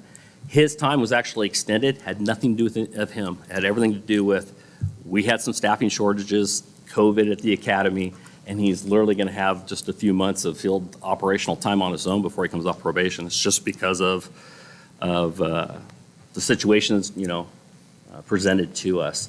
So anytime that we're doing this and I'm down, those people, they're not working. They're out there working. They're working their 40 and they're learning, but they're not an independent person. So if somebody goes on vacation or I get an injury or something else, I don't have anybody to backfill. So at that point in time, it creates overtime opportunities that we have to fill those positions, to fill those shifts, to keep our 24/7 coverage. So for us, that extra position that we're talking about, that 13th, when we're getting that, literally what that is gives us that ability to actually, assign a detective full-time for our agency and or even a school resource officer. I've been speaking with a school district and we're looking at that, but I can't even guarantee them anything because I don't have the staff and they're trained up to be able to fill that and to actually make a business agreement with them. So there's a lot of other things, a lot of other nuances. It gives us that flexibility to actually have more officers out here on the field. So when I actually have my 8 staff officers, I'd actually have 2 on days, 2 on a lap shift, 2 on swing, and 2 on graveyards. What that does is actually creates overlapping times where we have multiple officers on, which gives them the ability to complete reports quicker, gives them the ability to cover each other so we're not calling for another agency or creating another overtime. It gives us the ability to be more proactive. That could be everything from going out and do field contacts with people, checking our parks, traffic enforcement, those type of things. Without that, you're asking the one officer who's on with that supervisor trying to do that, and as calls come in, and depending on the level of the type of investigations they're doing, you could go from a 5-minute police report to literally one that could be a couple days.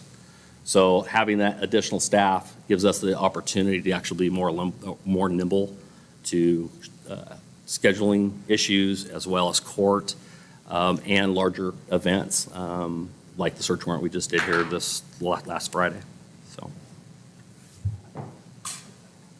I have one more question. You'd mentioned something about a SRO, a school resource officer. Yep. There are no plans for this next fiscal year? This is a question. Are there any plans in the next fiscal year that we're covering to put our police officers into the school or make any type of agreement with the school district? Is that something that would come to the council or to the budget committee first before we went and started sending our people to another governmental agency to work? Yes. So yes, on multiple. One, it wouldn't be an additional, so it wouldn't be added on top of type of thing.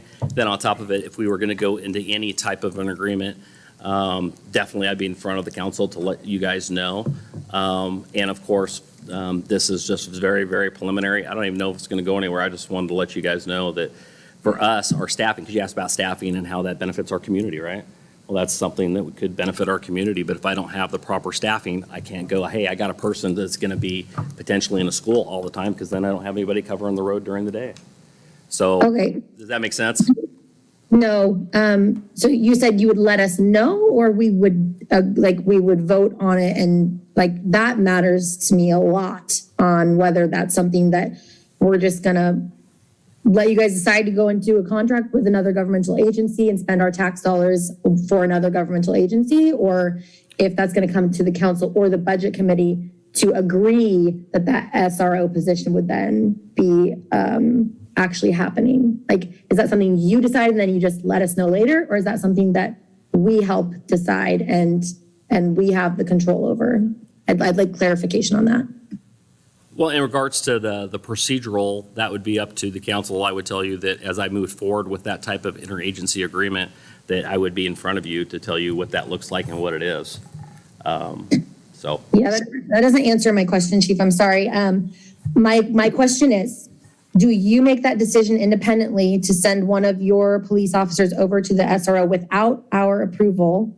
Or is that something that the council or the budget committee would actually make the decision on? Because that's going to heavily influence how I feel about this extra position. The extra position, it's really designed to be a detective. That's exactly what I want it to be. The SRO thing was just me trying to give you information, not to have this whole thing. But I would tell you, I would never enter into an agreement with another governmental agency without the council knowing. And it would not be an additional FTE on top of it. And it would not be something that would be coming out of my budget in that aspect.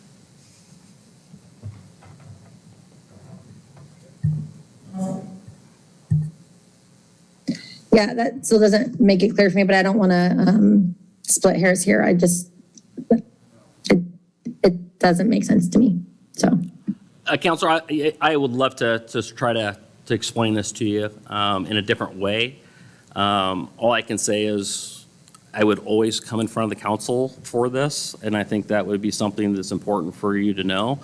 I'll let you know, I have officers that go to the schools now for calls. So for calls for service, that's requests. So that's something I do daily. You know, when school's in session, we're always there helping and supporting the school district upon calls for service, like any other business or any other community member within the boundaries of Stayton. We're going to help them when they call. So I'm not sure if that even helps you a little bit too, is that we're already doing that kind of thing. Chief, I mean this with the most respect, but I do want to point out that when you say you would always come in front of us, I would assume that you would have come in front of us before hiring that 13th officer when it was set aside to be used for pension stabilization fund. So I have a hard time understanding what that looks like coming in front of us. Are you coming in front of us for vote to say, yes, go forward with it? Or are you coming forward to just tell us that that's what you plan to do and then you go and do it? So that's really where it's not clear. The answer still doesn't feel clear.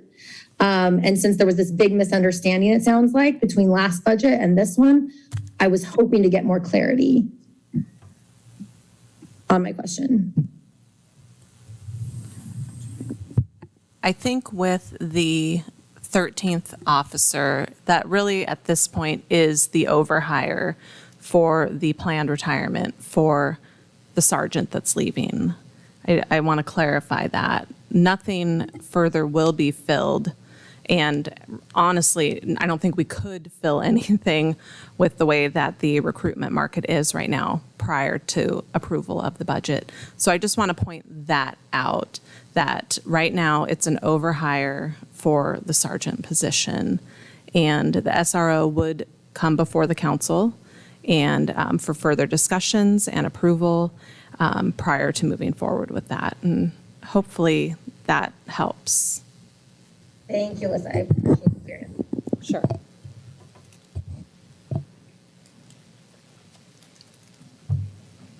Other questions? So I will point out, just like uniforms, you guys, that came up earlier, we saw a huge increase.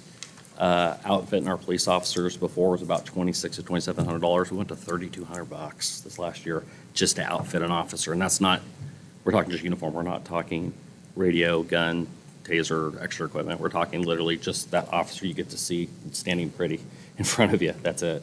So the costs are skyrocketing, just to let you know. And it's getting harder and harder to get materials and longer lead times. So anything else about the budget or line items that you guys would like to speak about? Thank you. Appreciate it.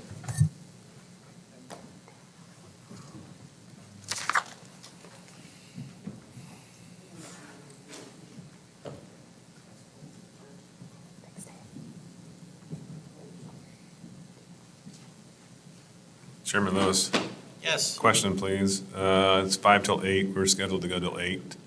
Any idea how long we're going to go tonight? No, to be honest with you. 8 o'clock sounds like a good time to me, but we still have 3.